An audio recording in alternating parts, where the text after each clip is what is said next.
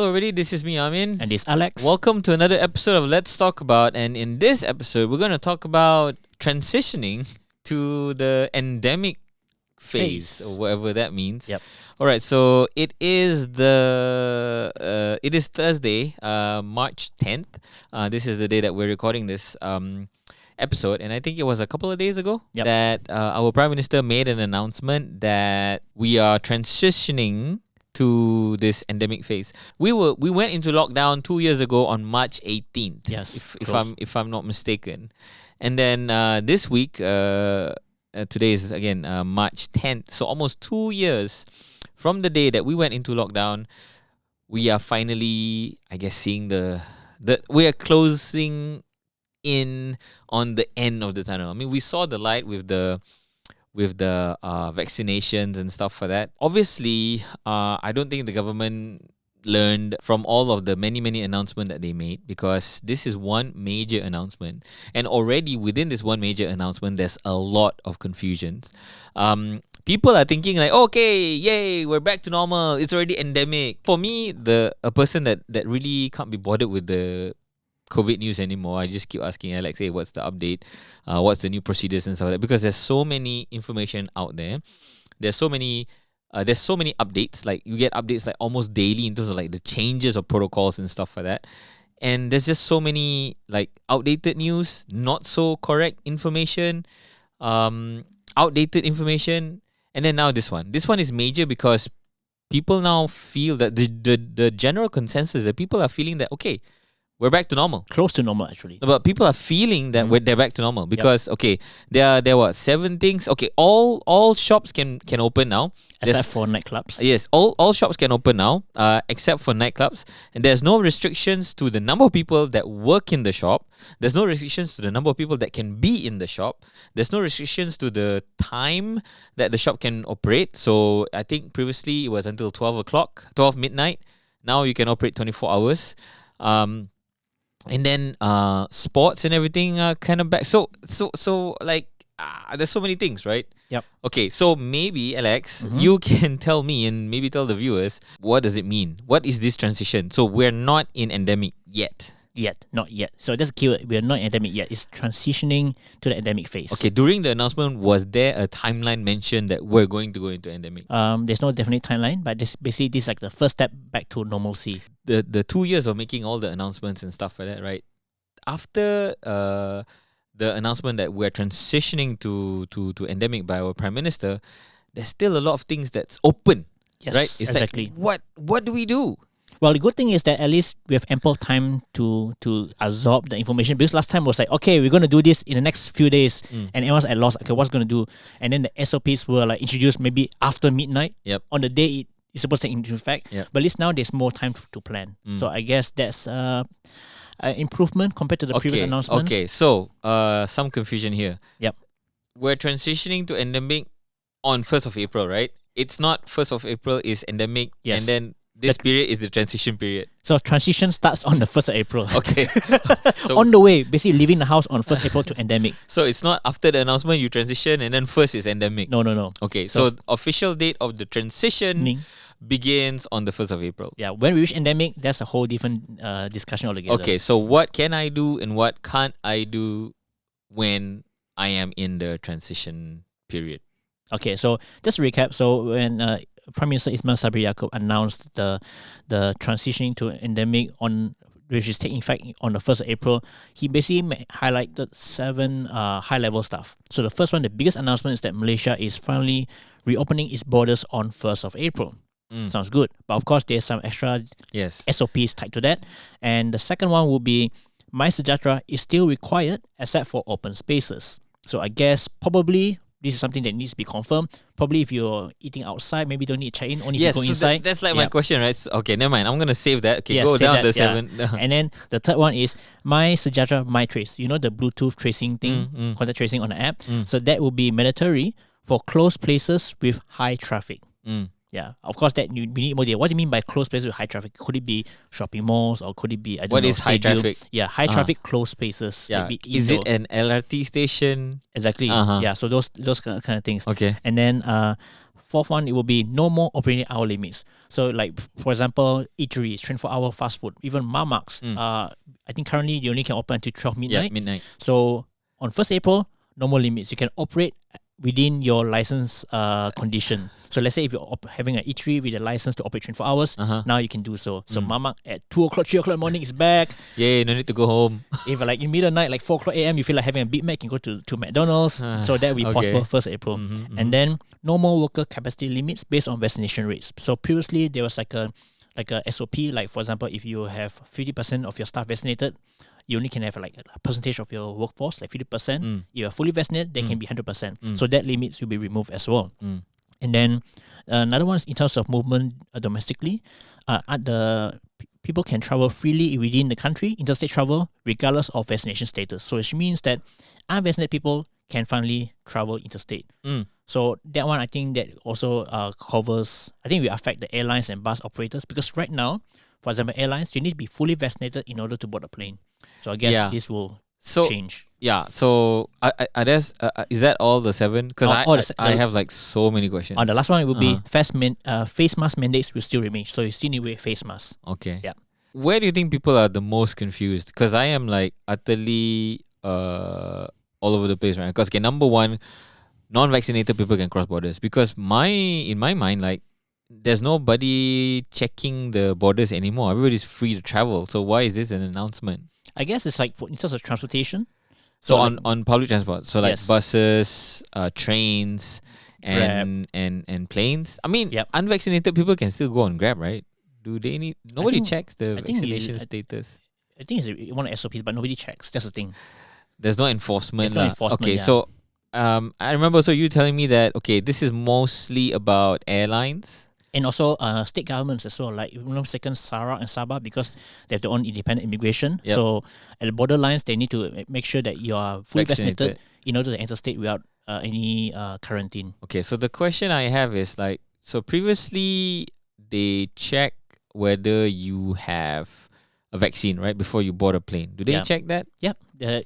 Before you board the plane, especially in front of the departure hall, you need to show your MySejahtera status. Okay, so because I haven't been on a plane for 2 years already. And then, actually, you don't need to step on a plane. To go in the airport, you need to be fully vaccinated. So, does that mean now they don't check your vaccination status to go into the airport? I guess they still, they don't check your vaccination status, but they still need to check your MySejahtera app, because that will actually determine the risk. Whether you're close contact or whatever, close contact, or you're positive or under HSO. So, I guess where I'm getting at is, they announced it a couple of days ago. Yep. Was it March 8th? But the SOP has not come out yet. Not for everything. So I think the most clearest one we have is for international travel. That was announced by KJ the next day. Okay. So for international travel, I can share a few things. So the first one would be vaccination status. So in terms of reopening the borders, it's only for fully vaccinated travelers who come in. Do not need to go mandatory quarantine. If they are unvaccinated, they have to be quarantined. And another thing to ease the travel arrangements, that now you need to take 2 tests. So 48 hours before you fly, you take a PCR test, which needs a very deep swab inside your nose. And upon arrival, you just take one more RT antigen test within 24 hours. That you have to poke your nose again on that one? Yeah, that must be done professionally. But according to them, is that you can do it in the airport or anywhere else within 24 hours. After that, you're done. That's much better than the current VTL arrangement, like with Singapore. So when initially VTL was announced, you need to do the PCR test, arrival, do one more test, and the next 6 days you need to do repeated tests. So this is a whole lot easier if you're fully vaccinated. I guess for me, I don't know what is the percentage of our viewers that travel on planes frequently. Like I said, I have not been on a plane for already 2 years. I guess for me, when you list down all the 7 things, right, on the 1st of April, nothing much has changed. Like everything just is the same. What I mean might not change. Like for example, I in still terms of have travel, to wear a mask. That's one. I mean, for me, that's the biggest thing that I noticed that is so annoying. Because that's the reason why it's not called endemic. It's a transition to endemic phase. But then when you look at what other countries are you doing, especially in Europe, right? There's like, okay, whatever, I don't care about the mask anymore. I think it's not mandatory anymore. Yep. And I think there were people that questioned that decision. Was there like a reason why we're still making masks mandatory in Malaysia?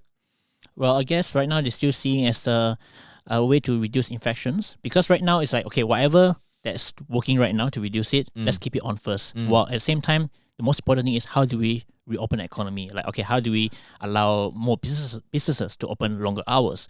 What happens if we bring more tourists in? So that is like a barrier of protection, because we can't just everything open up on 1st April and then just wait for the cases to go up. Wait for another surge. Yeah. But okay. Because right now we're actually experiencing quite a high number of cases. I think like 25,000. But okay, daily. the situation is completely different now, right? I mean, we now have over what 100% of the adult population, 97, 98%, fully vaccinated, yes. And then maybe another 70% is boosted or something like that. Now we have children that's vaccinated. Yep.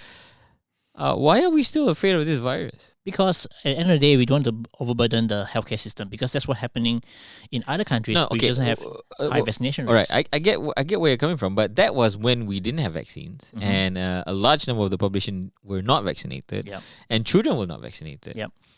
Now, most of the cases, like I think a majority of the cases that's positive are very mild, no symptoms or mild symptoms, and even the protocols for handling cases, positive cases, has been like loosened up significantly, right? So previously it was 7 days, now it's only 5 days. If you're close contact and you don't have symptoms, then you can just stay at home for 3 days or something like that. I can't remember. Oh, now okay, like you rightly pointed out, now the whole protocol is much looser than before. Like for example, close contact. If you met a person who is COVID positive, but if you have no symptoms, okay, just take your RTK test. And if nothing happened, then you're free to go. I mean, there's no quarantine required anymore. So, but here's the thing. You rightly pointed out that although the cases are high, more than 99% are no symptoms. That means they don't have to go to hospital. They don't have to go to hospital. But the thing is this: that 0.5% every single day that accumulates, and you can see a rise of patients in ICU, hospitalization, and all that. And BID cases are increasing as well, right? Yeah, the deaths are increasing as well, but not as high as the previous one. So increasing from the previous low, lah, right? It's not increasing as in like trend wise. It's not increasing, lah, right? Trend's increasing. Huh?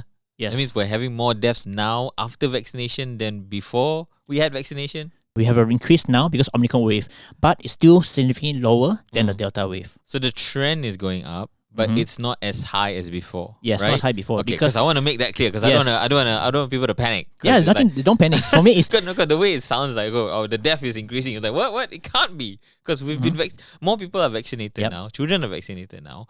More cases are mild now. Yep. We're going into endemic, so it cannot be increasing. But sorry, it's not more than before, but it is. The peak is not as high as the previous peak. Okay. It's increasing because more people are getting infected, and then there's a 0.5%. If you accumulate, it goes higher. And of course, the good thing is that it's like compound interest, lah. Something like that. Yeah, it is increasing, but it's still in a moderate level. Like for example, hospitals are not as full as before. Like last time where we scrambled, like okay, even people have no place to admit. We are not in that situation anymore, luckily. So that's why, okay, going back to your question, like why we still need to wear masks, because that's still like a form of protection. And as we reopen more, right, I think it depends on the comfort level. So let's say, okay, the next step will be on 1st April, we reopen borders, which means that we're going to have more people coming from overseas, which could potentially increase the number of people infected and all that stuff. And of course, if based on after reopening, we have to wait and see. If let's say data has proven that, our system's still okay, there are more cases, but it's still on moderate level, then we can start slowly reducing the number of restrictions. Okay, because where I'm coming from is because I'm always looking at Europe and seeing that, okay, it's open, it's free. They have more people than us, and their borders are more porous than us. Because if you're in Europe, you don't even need passport to go across countries. Yep.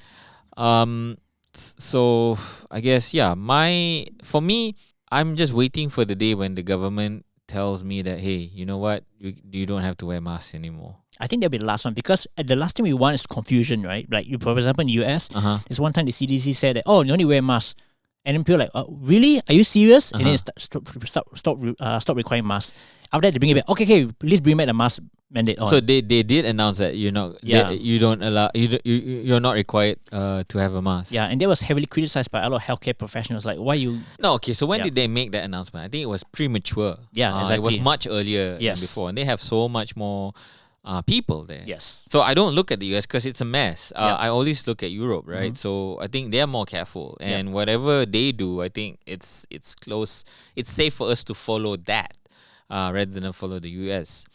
So where I'm coming from is like, okay, when is the day going to come that I mean, being cautious, and you're right? We're getting more people coming in, traveling from All parts of the world. from, I don't know whether people are flying in from China. But I think our land borders are the more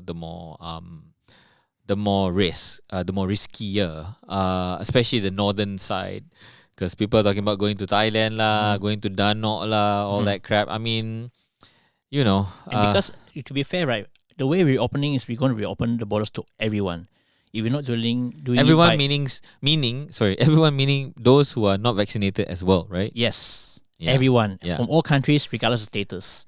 Yeah, So because that's why it's quite I would say quite a bold move lah. Instead of doing by phases, like, okay, let's open ASEAN first and maybe select the parts of the world based on risk levels. We're not doing that. We're just going to open to the world. So Malaysia's open for everyone.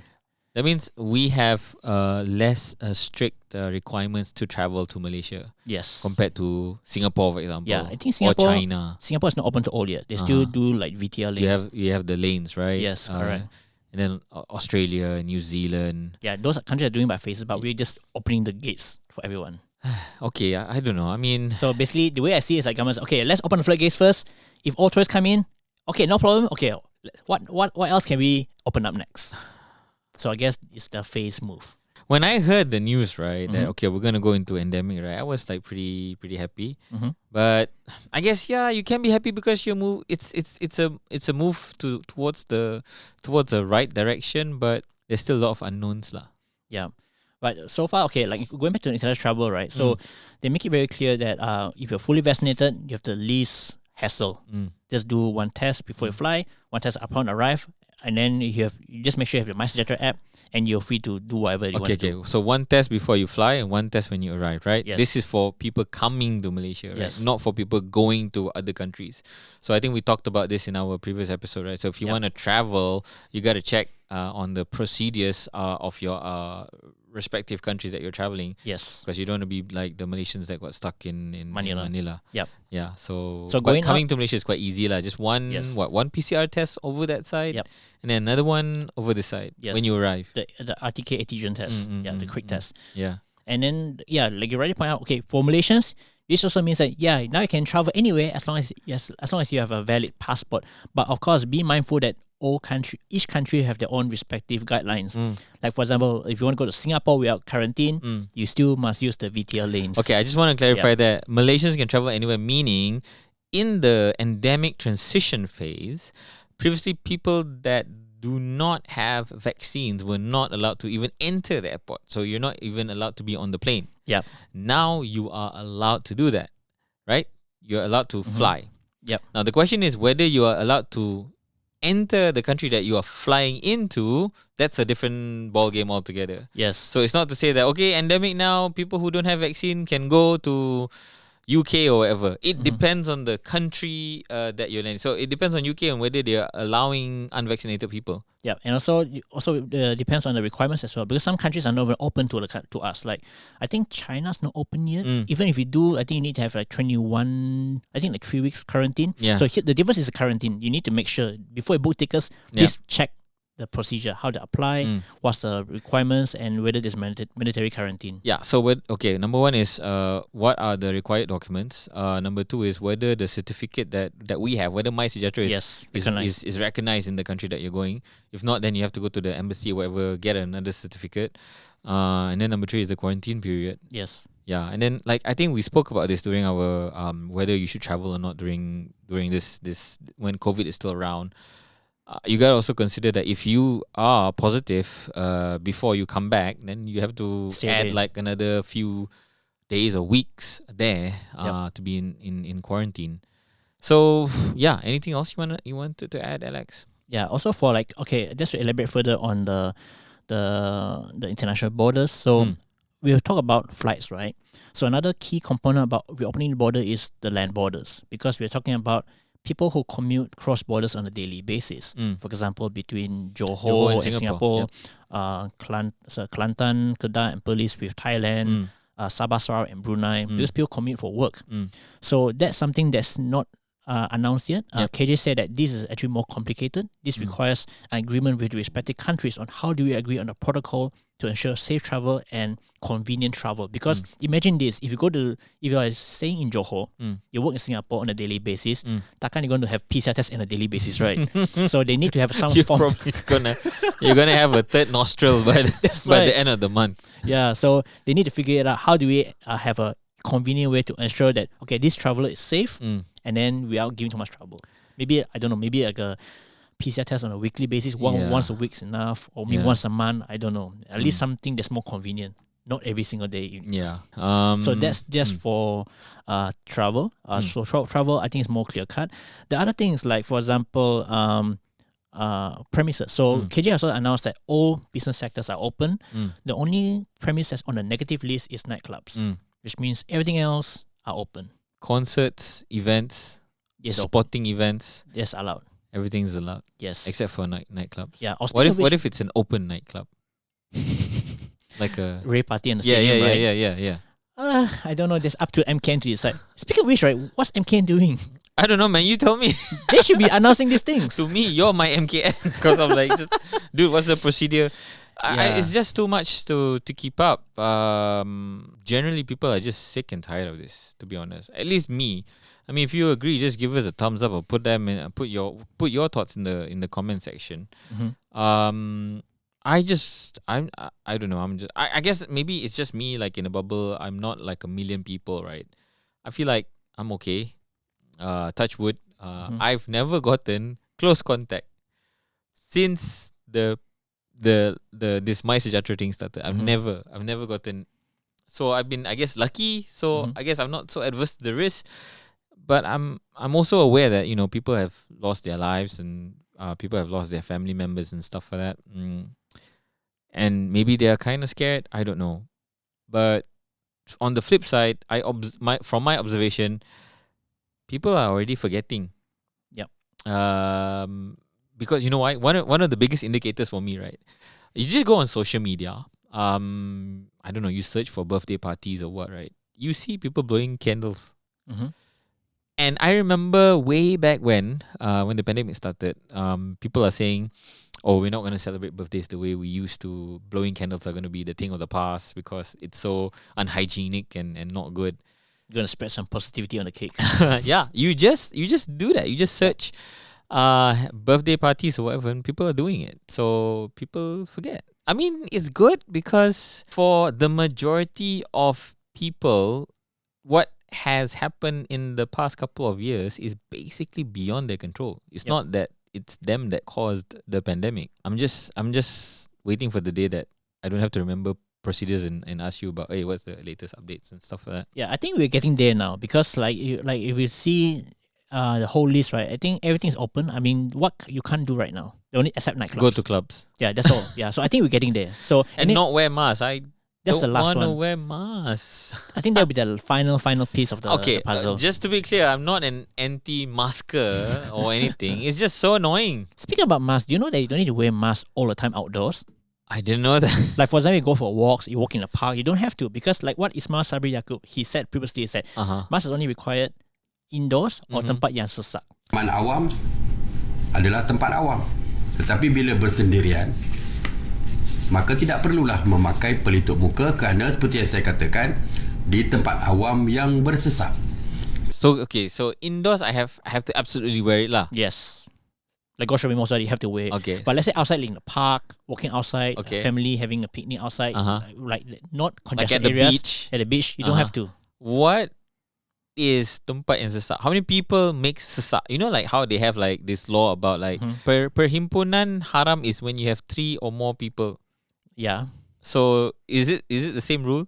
I think he's trying to answer ikut budi bicara enforcement. But like for me, like if I go outside, no park, walking on my house compound outside, right in Taman, I don't wear mask. There's so many permutations of that, right? So let's say I'm walking. Okay, I guess no lah. I'm overthinking. So just Overthinking, yeah. But the thing is, I think now enforcement is not so strict as before. If you think about it, right, you can take off your mask indoors when you're having food and dining in. And also in the plane, right? Yeah. It's like, okay, in the airport you need to have social distance, but once you get plane, everyone's crowded in. Yeah, but I guess to counter that, they say the airplane has like a better filtration system. True. Yeah, but for me, it's compared to malls. Yeah, but eventually, I think all these barriers are slowly being removed. Yeah, one so by one. I think you brought up like a really good point, and that's the point that we started this show with today, right? Right after the announcement from our Prime Minister that we are going to start our transition phase on the 1st of April, a number of SOPs are still not clear. A number of major SOPs are still not known to the general public. And there's a lot of misinformation coming around. Now, come 1st April, I hope the government, whatever the ministries are, MKN, MOH, whatever it is, right, are ready to counter the flood, or are ready to prepared to counter to counter the flood of misinformation that's going to come true. Yeah, even like the announcement, right, is confusing itself. Yeah. So when Prime Minister announced this, right, a lot of media outlets report, we're moving endemic phase on 1st April. And then they had to be corrected. Oh, no, we're not in endemic phase. We are transitioning to endemic phase. So even the title of the whole thing is misconstrued. Yeah, I mean, and that is another point and another worry, because the government needs to be aware that people want to believe what they want to believe. And if you are aware of that, then you know that you shouldn't use trigger words that can make people jump the gun. Yep. So one of the trigger words is endemic. Yep. When you start saying that, people don't care what you say before or that. after. They're just like, okay, it's endemic, let's go, you know? Yep, exactly. And that's my concern, because communication is still one of the biggest problems that the government is not able to solve. And also, and also like you rightly pointed out, right? There's so many announcements, right? Like you don't know what's the latest, right? Yes. Like where's the one place do I go to get the latest information? Like right now, for me personally, when we want to report stuff, right, we always have to go to the social media page of Ministry of Health or JKGAV or the MKN and try to find the latest tweet. Okay, these are the latest protocols to find it. Nobody has time for that. Yeah, nobody has time for that. But to answer your question, the best place to find the most accurate information about the newest protocols is Soy Chin Chow, of course, because Alex has been covering it in great detail. We also have Soy Chin Chow in English, in Bahasa, and also in Chinese, if you need any information. But just, check out those websites. And make sure it's the latest version by the date. Yeah. And also another thing that KJ announced that they're going to have one central place to put all the SOPs. So he said that the new place to go to refer to the latest SOP is covidprotocol.moh.gov.my. And when he announced that, right, when you check it out, right, the latest protocol that's effective 1st April is not even there yet. And the thing is, if you say borders are reopening on 1st April, right, you don't expect tourists to start buying the tickets on 1st April. You're going to buy tickets now. Yes, exactly. So this had to be made clear, like today or yesterday. So, while things are improving, 2 years on, a lot of things are still the same. Number one, the people that are running the country. Yep. Because they can't even fix simple things. Communications, like simple things, like just communicate this stuff, right? You leave so much room for errors. I mean, I am wary, and I am aware that, it's always easier to criticize and comment after the fact. But the people who are put in those positions have people, have resources. They have people that can help. They can even reach out to us. But I don't know. That has not happened. I guess that's pretty much it. This is my cue to remind you that we're available on podcast. So if you want to listen to us on your radio or in the car while you're on the way to work, just search for Soy Chin Chow, Let's Talk About, and we're available on all of your favorite podcast platforms. And if you're listening to us on podcast, please do give us a 5-star rating, because that helps the show a great deal. So thank you for that. For those of you who are watching us on YouTube, thank you very much for watching. Give us a thumbs up if you like the show. Join the discussion, right? Put your thoughts and concerns and questions in the comment section. We love reading them and replying to them. And if please subscribe to the channel if you haven't already. For those of you who are listening to us on podcast, you can also share your thoughts and comments via voice note. So drop us a line at Let's talk about at soyachinchao.com. And if your voice note is super insightful or really is really interesting, we'll put it in the next show. And yeah, we would really like to hear from you guys. Okay, so that's pretty much it. This is me, Amin. And this is Alex. Catch you guys later. Bye.